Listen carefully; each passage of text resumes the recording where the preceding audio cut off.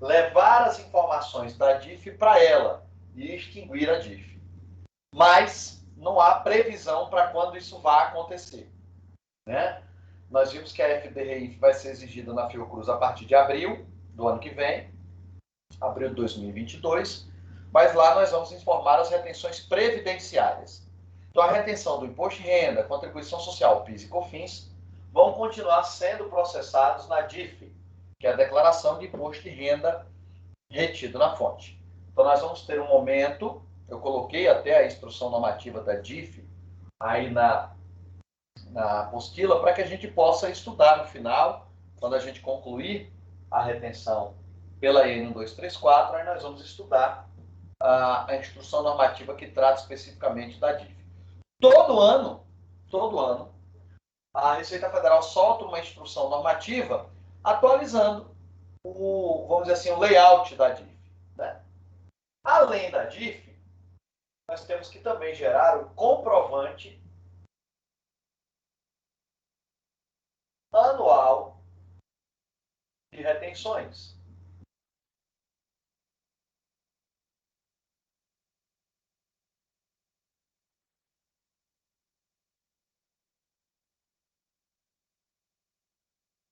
Esse comprovante anual de retenções vai ser emitido para pessoa jurídica, para autônomo e para servidores.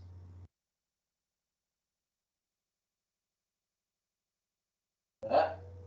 Então, a partir da DIF, prazo de entrega da DIF, último dia de fevereiro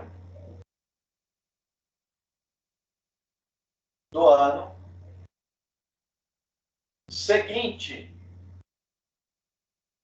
à retenção.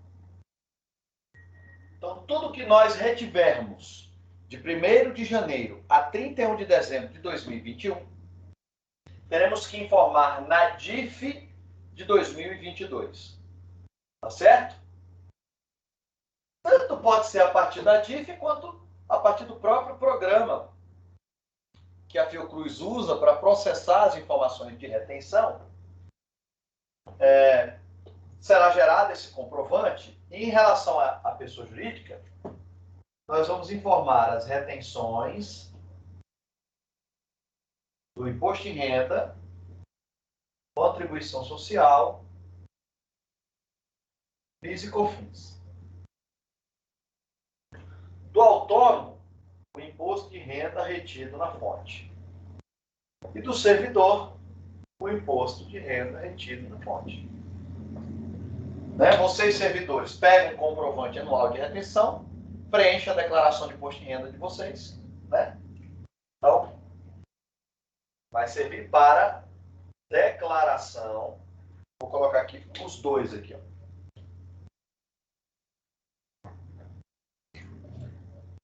Declaração de imposto de renda pessoa física. Então, o comprovante anual de retenção vai servir para preenchimento da declaração de imposto de renda das pessoas físicas servidores e das pessoas físicas autônomos. Né? E aqui, para a pessoa jurídica, vai servir para que ela informe a retenção na ECF e na EFD.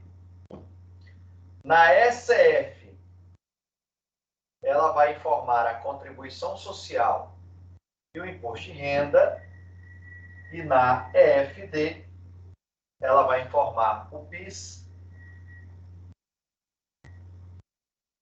e a COFINS. Então, veja que são informações que vão estar linkadas, né?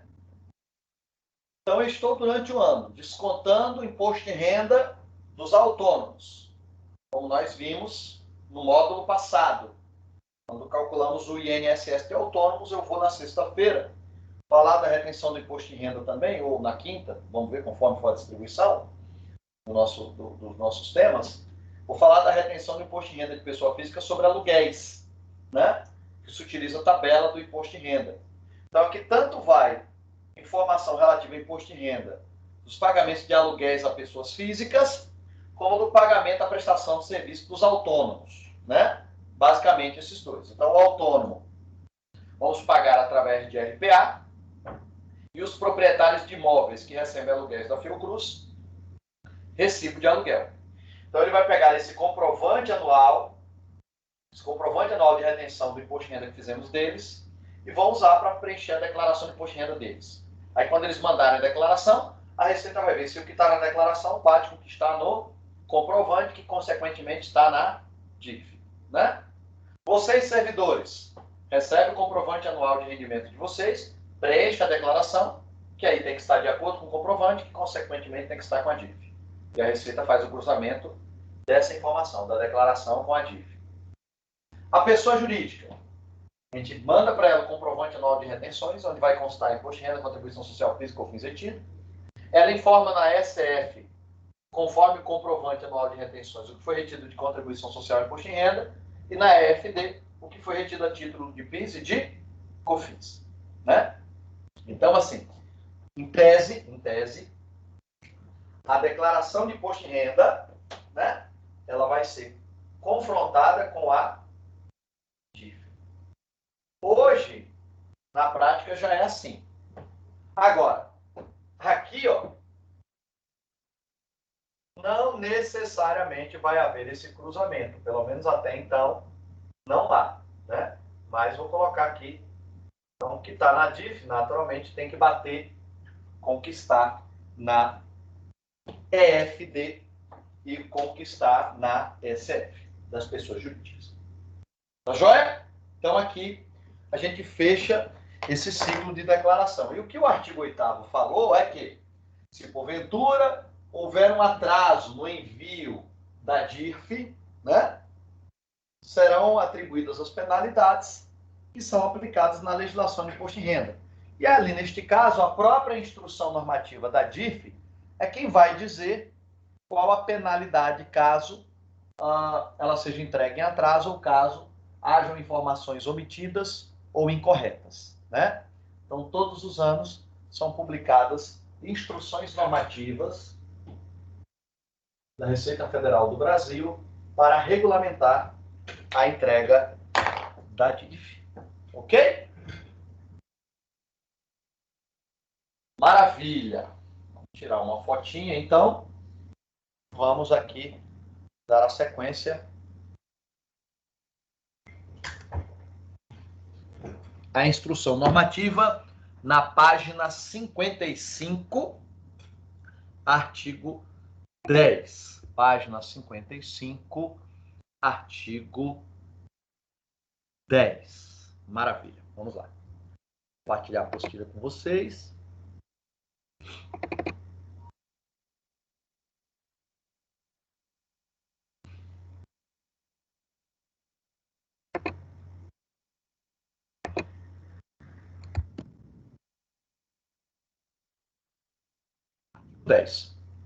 Os pagamentos correspondentes ao fornecimento de bens ou pela prestação de serviços efetuados por meio de cartão de pagamento do governo federal, pelos órgãos e entidades da administração pública federal ou via cartões de crédito ou débito, a retenção será efetuada pelo órgão ou entidade pagadora sobre o total a ser pago à empresa fornecedora do bem ou prestadora de serviço, devendo o pagamento com o cartão ser realizado pelo valor líquido, depois de deduzidos os valores do imposto e das contribuições retidos, cabendo a responsabilidade pelo recolhimento destes à Fiocruz, no caso. Né? O disposto no CAPT não se aplica às despesas efetuadas. Aqui, parágrafo único, ele não se aplica à Fiocruz, né? Porque ele está falando aqui de empresa pública e sociedade de economia mista. Tá joia? Artigo 11. Artigo 11 vai trazer algo meio óbvio, né? As notas fiscais, nas notas fiscais, nas faturas, nos boletos bancários ou em qualquer outros documentos de cobrança dos bens ou dos serviços de que trata o artigo 3º, que contenha um código de barras, deverão ser informados o valor bruto do preço do bem ou serviço, do bem fornecido ou do serviço prestado, e os valores do IR das contribuições a serem retidos na operação, devendo o seu pagamento ser efetuado pelo valor líquido deduzido das respectivas retenções, cabendo a responsabilidade pelo recolhimento destas ao órgão ou entidade adquirente do bem ou tomador dos serviços. O disposto no caput não se aplica às faturas de cartão de crédito. Então, o que acontece? Se eu emito uma nota fiscal, por exemplo, no valor de R$10.000, o boleto de cobrança não pode ser 10 mil, né?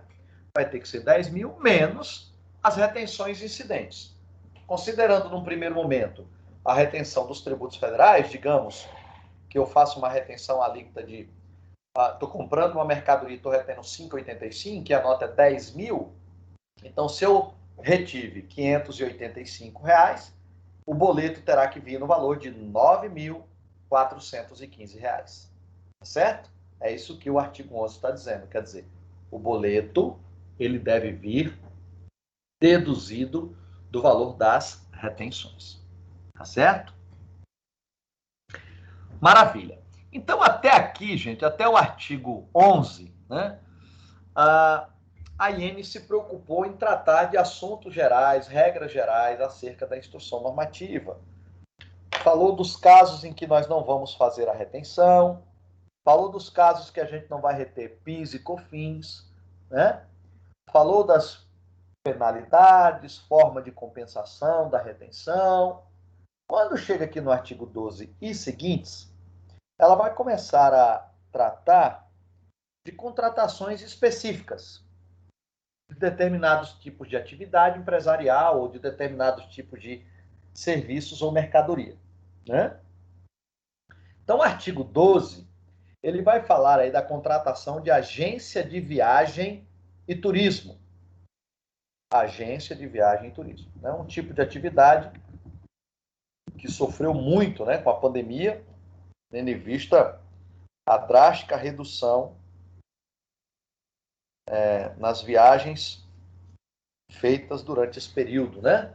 Então, agora que devagarinho, me parece que está pouco a pouco voltando aí, mas acho que tão cedo a gente não vai ter aquele movimento que tinha antes, né?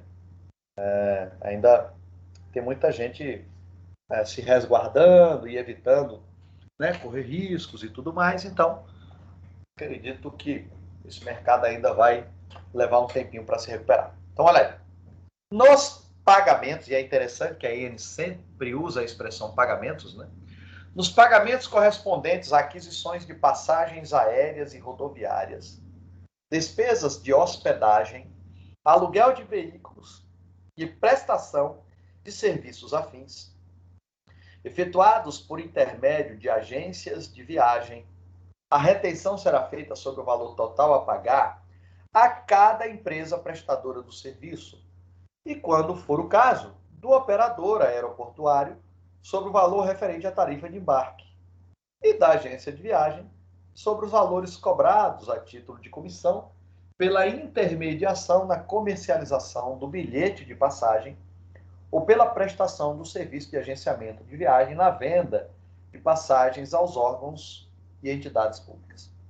Parágrafo 1º. Para fins do disposto no caput, a agência de viagem apresentará documento de cobrança, que via de regra, gente, é a fatura, ao órgão ou entidade, observando-se o seguinte: inciso 1º.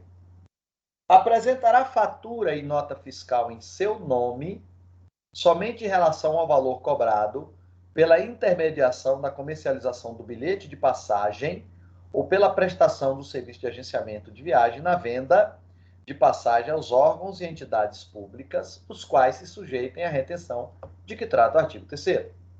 Segundo, apresentará a contratante faturas de sua emissão, separadas por prestador de serviço, das quais deverão constar o nome e o número de inscrição no CNPJ da empresa prestadora do serviço e o número e valor da nota fiscal no caso de despesas de hospedagem, aluguel de veículos e prestação de serviços afins. o nome e o número de inscrição do CNPJ da empresa prestadora de serviço e o número do valor do bilhete de passagem aérea rodoviária emitido pela empresa transportadora, excluída a tarifa de embarque, o pedágio e o seguro no caso de venda de passagens. O número de inscrição no CNPJ do operador aeroportuário e, em destaque, o valor da tarifa de embarque. E letra D, o nome do usuário do serviço, que deverá ser identificado nas situações previstas nas alíneas A e B. Então veja, gente, a quantidade de formalidades, né, que está sendo exigida aqui na emissão dessa fatura, né?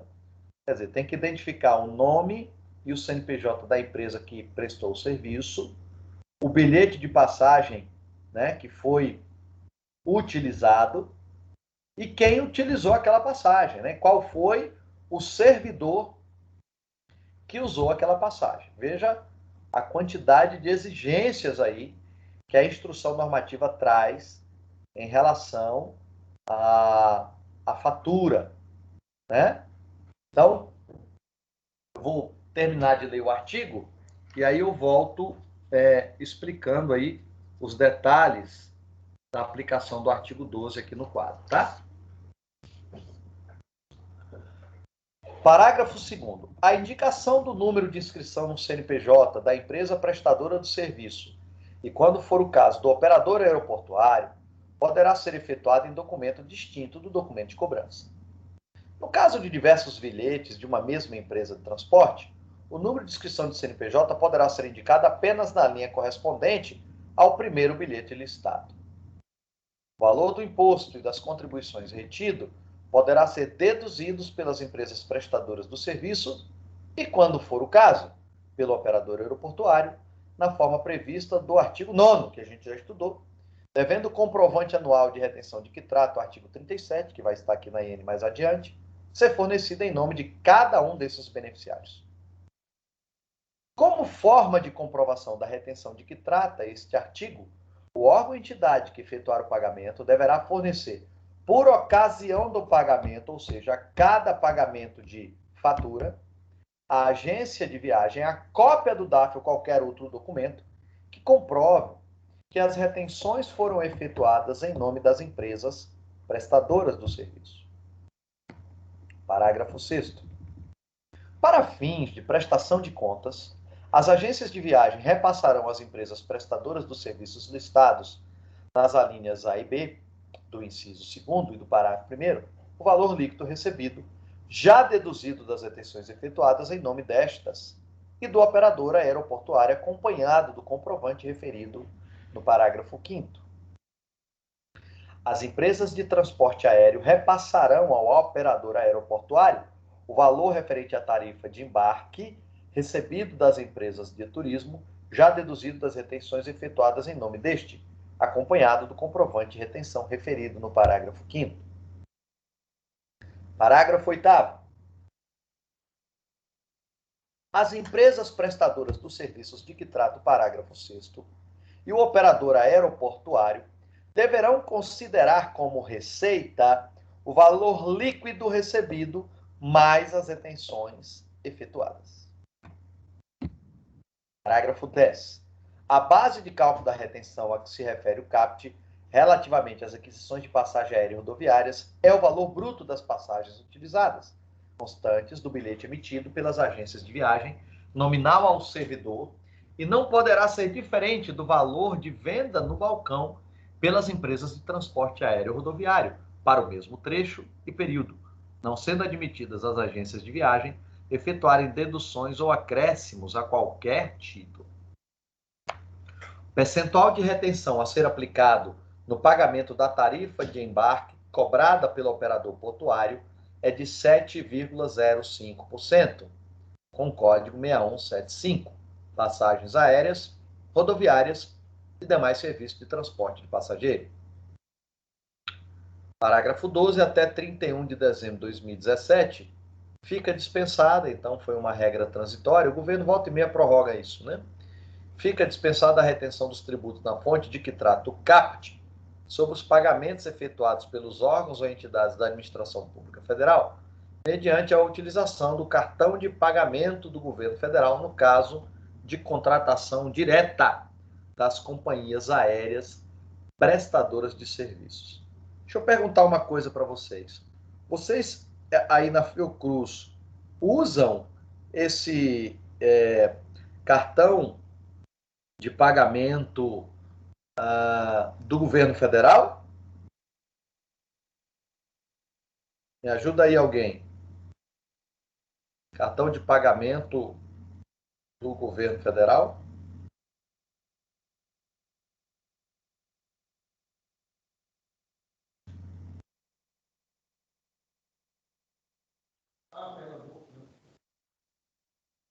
Ô, Marcos, se for o cartão corporativo, nós utilizamos para suprimento de fundos.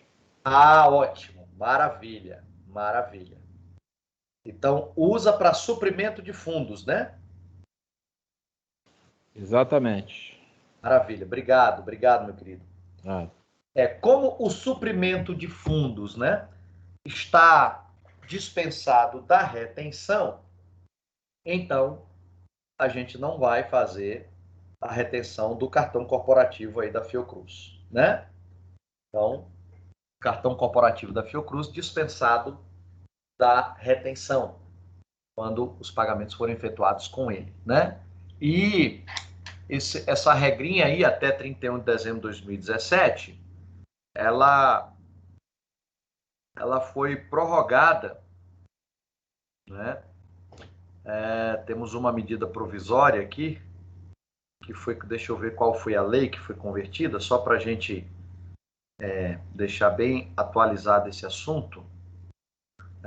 Medida provisória, deixa eu verificar aqui, 877, medida provisória, MP 877 de 2019, MP 877. Vamos ver aqui.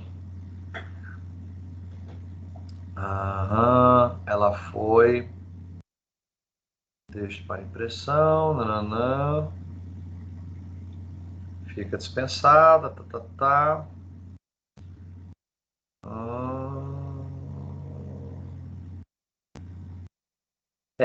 Ela tinha colocado aqui. Parágrafo 9º da Lei 9.430, artigo 64. Deixa eu só verificar aqui para dar essa informação corretinha para vocês, tá? 9.430, deixei lá no artigo 64, parágrafo 9º. Só para a gente confirmar essa informação aqui. Importante, deixa eu ver. 64.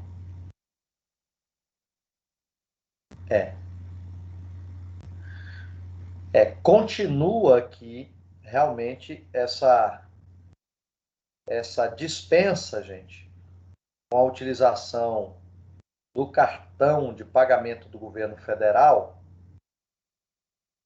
tinha sido realmente até 31 de dezembro de 2017, tá? Foi a Lei 13.043 de 2014.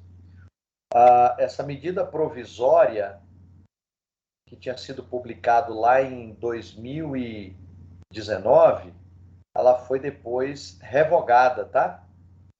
Ela foi revogada, teve a sua vigência encerrada, porque ela não foi convertida em lei.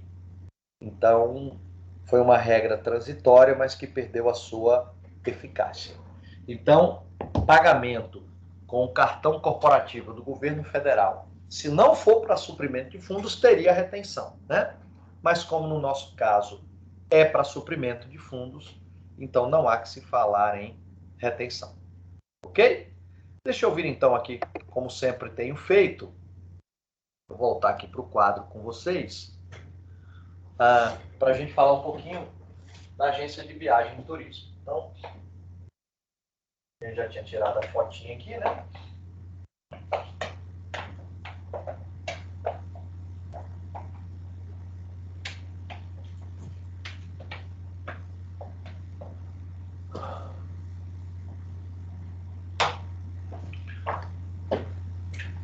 Agência de viagem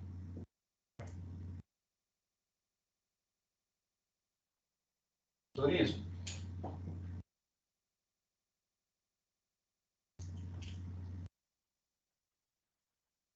Agência de viagem e turismo. Quando nós estudamos a documentação fiscal, vocês se lembram que prioritariamente a gente trabalha com a nota fiscal, né? Então, quando falamos dos documentos fiscais,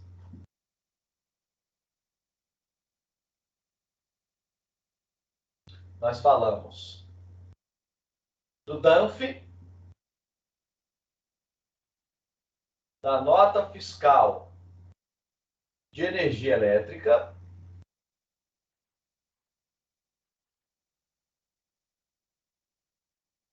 da nota fiscal de comunicação, telecomunicação,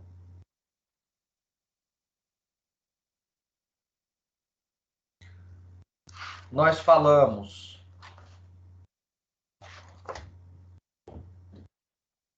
do conhecimento de transporte,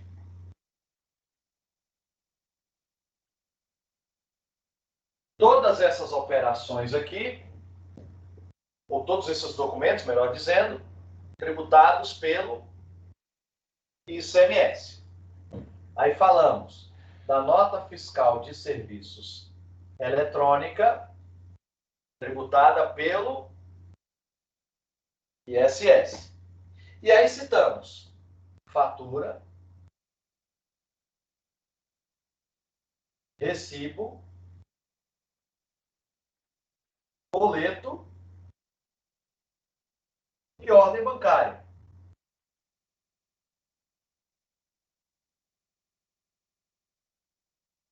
E ordem bancária, né? Esses aqui, tributação federal.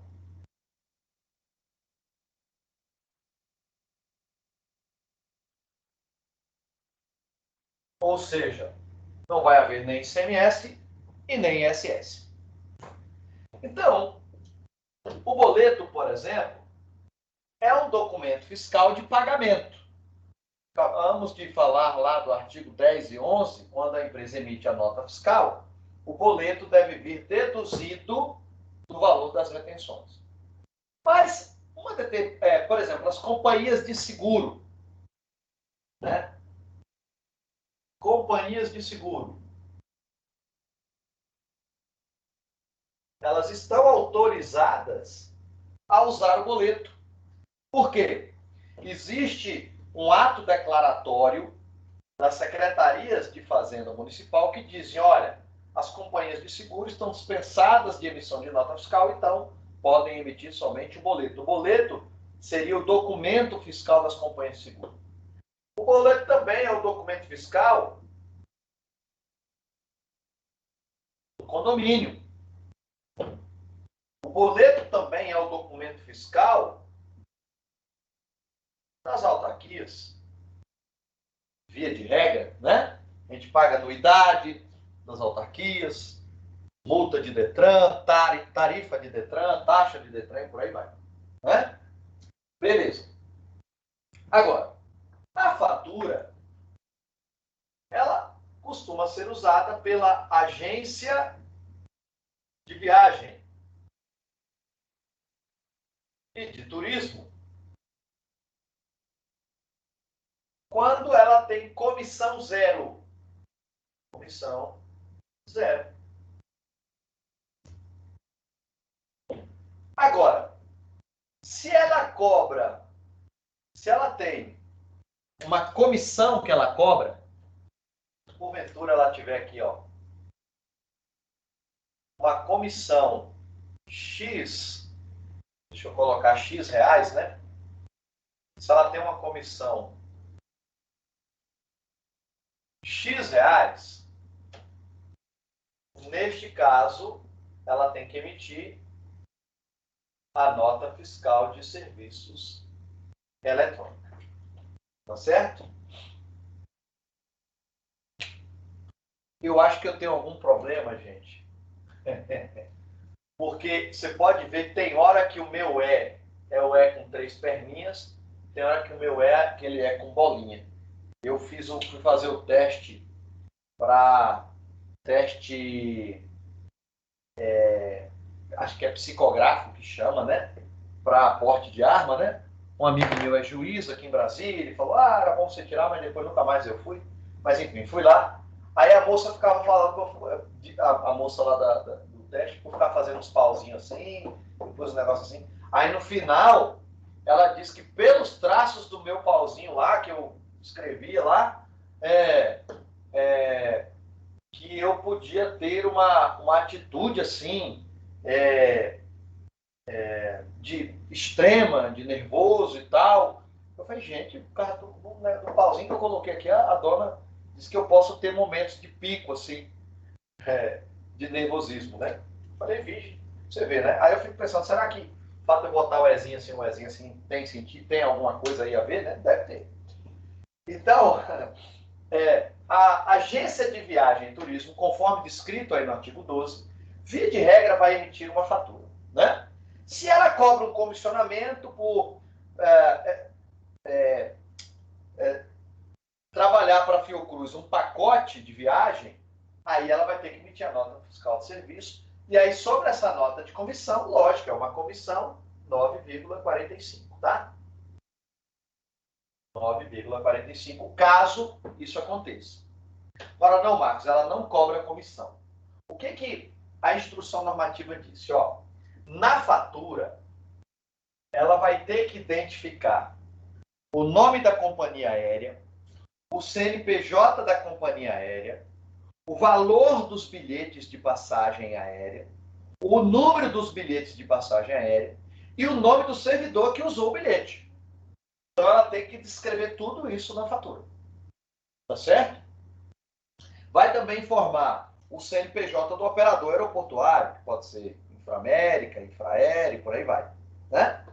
Então, ela tem que detalhar na fatura todas as companhias que prestaram serviço por intermédio dela, a Fiocruz.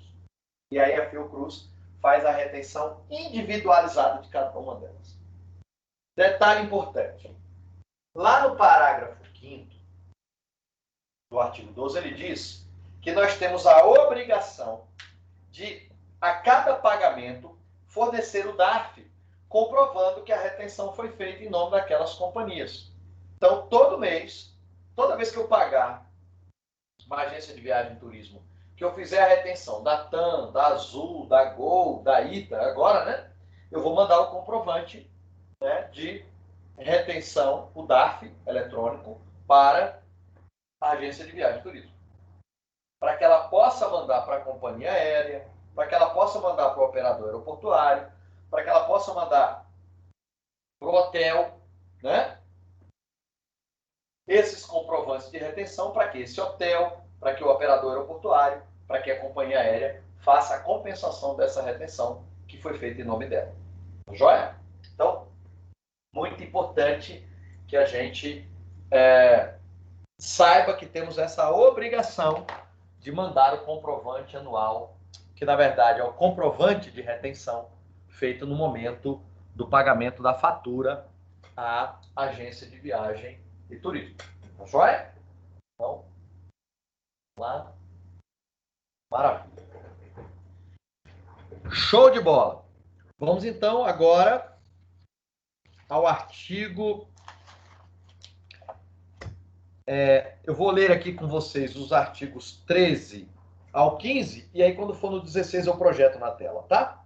O 13 está falando justamente, ó, da companhia de seguro que eu mencionei há pouco. Nos pagamentos de seguro, ainda que por intermédio de corretora, a retenção será feita sobre o valor do prêmio que estiver sendo pago à seguradora, não deduzida qualquer parcela correspondente à corretagem. Quer dizer, se tiver uma corretagem, fazemos a retenção também da corretagem. O direito à dedução prevista no artigo 9º do imposto das contribuições retidos é da companhia seguradora, em nome da qual será emitido o comprovante de retenção. Então, a retenção é feita em nome da própria seguradora. por mais que tenha uma corretora que esteja intermediando a venda desse seguro. Artigo 1415 fala das contas de telefone, é algo meio óbvio, né? Nos pagamentos de conta de telefone, a retenção será efetuada sobre o valor total a ser pago, devendo o valor retido ser deduzido pela companhia emissora da fatura em